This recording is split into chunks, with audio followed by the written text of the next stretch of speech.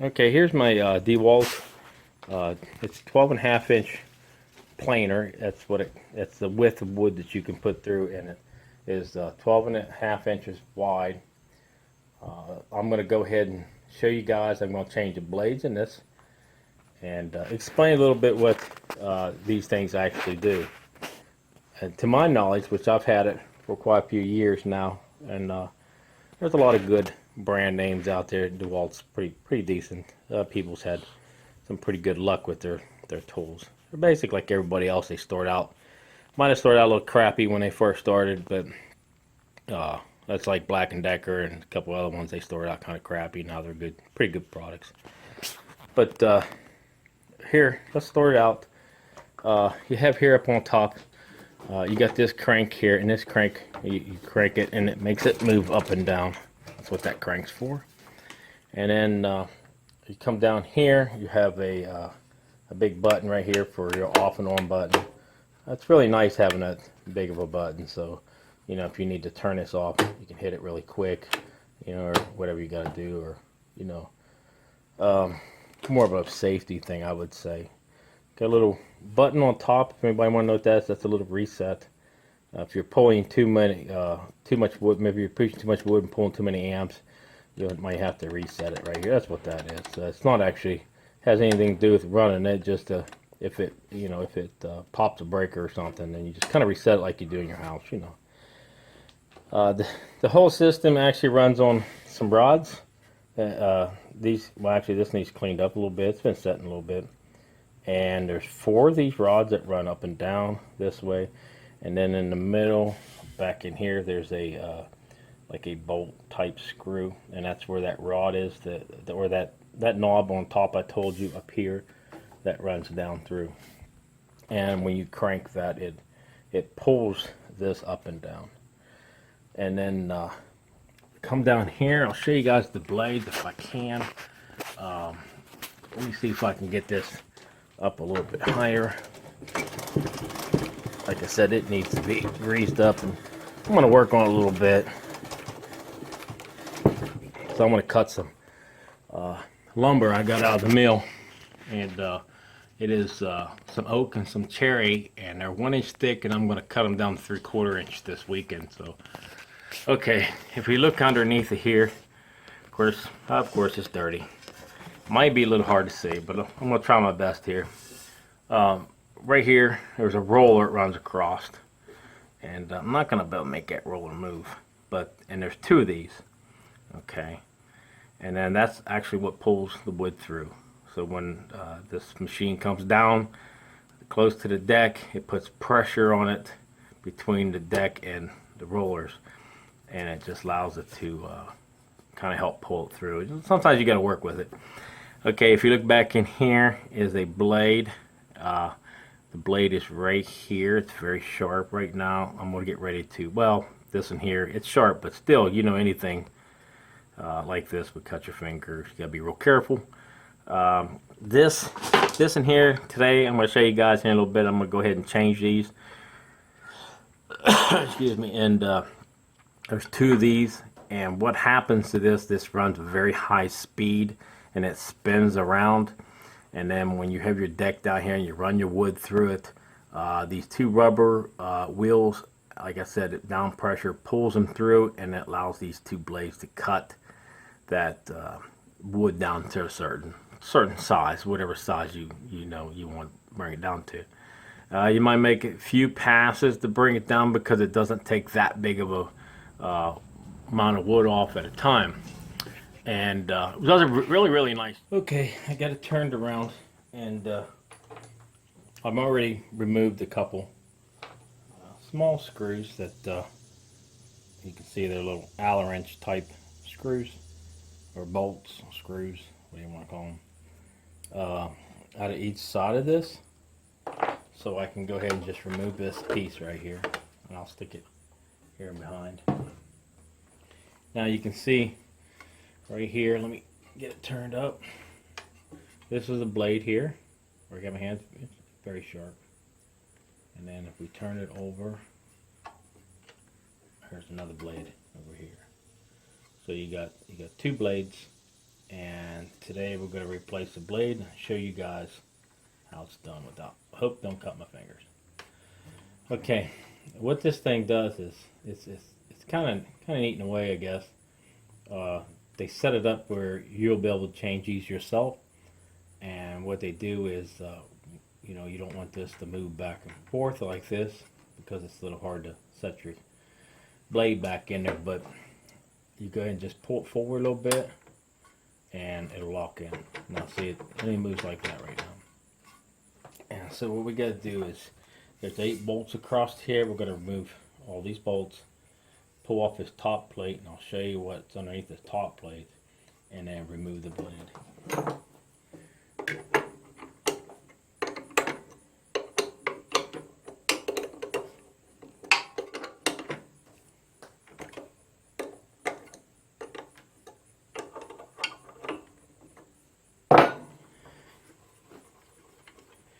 I know I don't want to lose any of these bolts. Reason why I'm for sure they're a millimeter, and I probably have to order these because I know I don't have these around.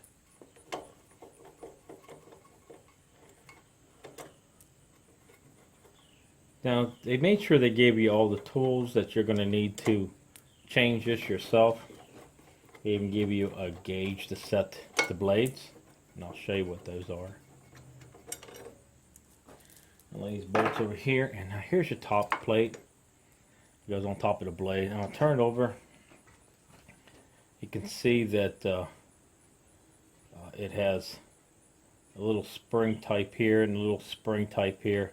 But it is just a wire running through here, and it'll actually, the blade will sit on top of these, and you'll see what I'm talking about here in a minute. Let me go ahead and clean that up.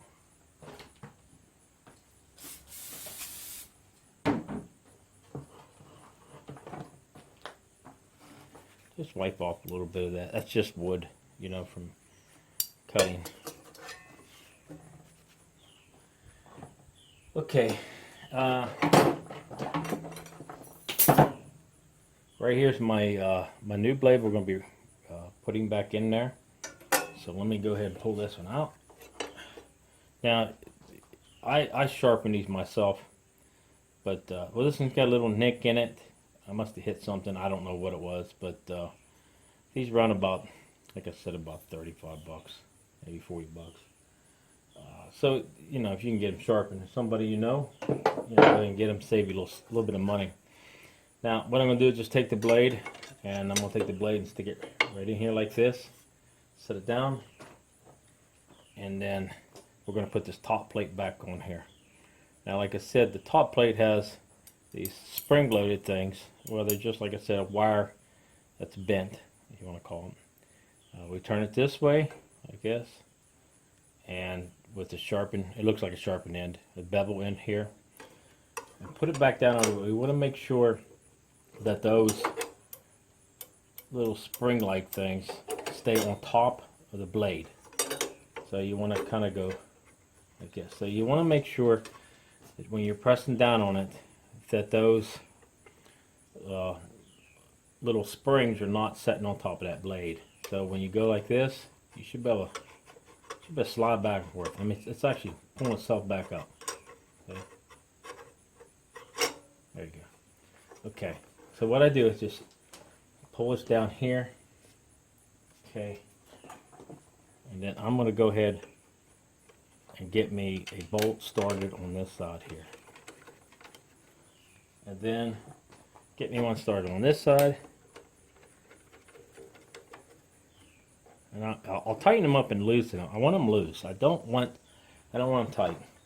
Now what I do is, there's a lever on the side here, and you pull that back, okay? And this is what they give you. And you can see that.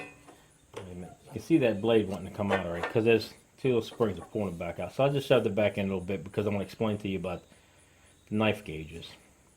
So they give you 2 of these. And on the bottom of them, there's a magnet, okay? And I don't think the magnet does too much, but maybe pull up on it a little bit.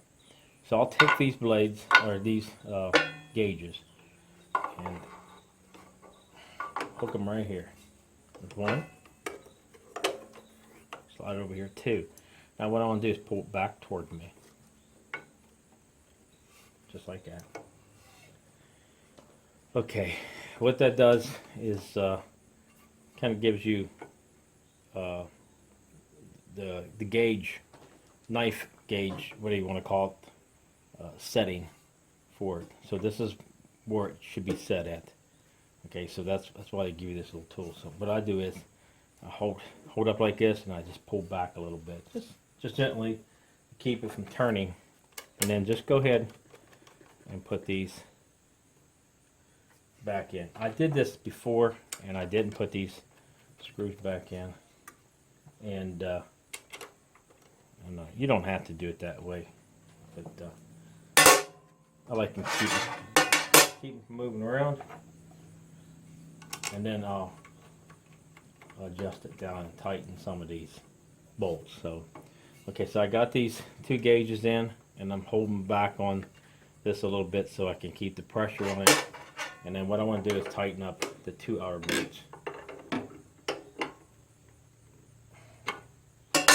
One. Move it a little bit.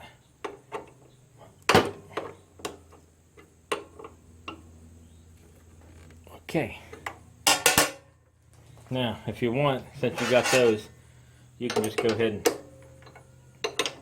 tighten these ones up. They don't have to be real tight right at the moment, because you're going to have to retighten them all anyways.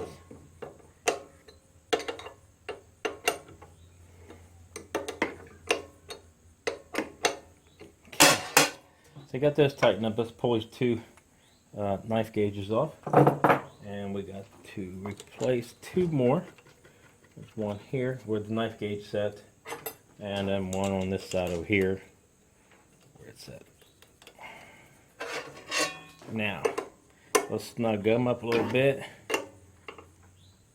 Okay, now what I like to do is lock it in place here and give them a little bit more of a torque here. You don't want to tighten them too tight, for sure you'll strip those.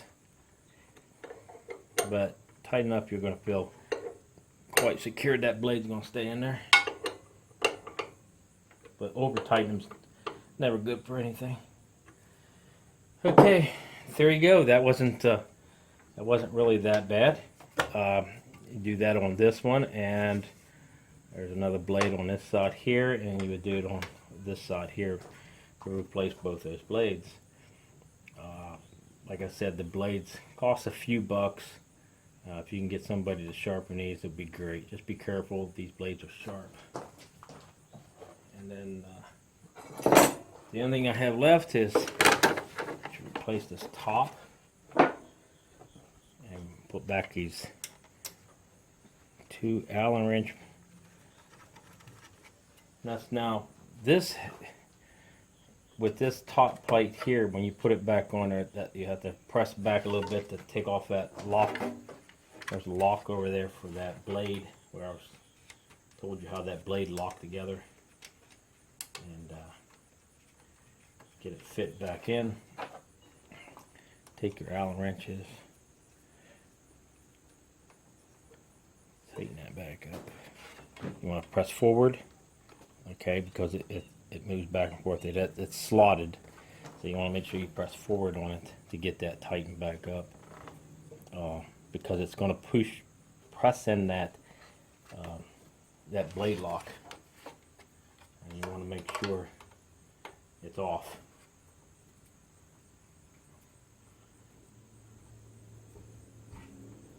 This screw on this side here.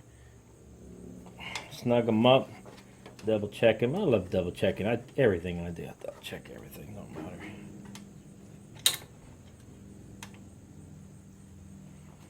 Replace your tools.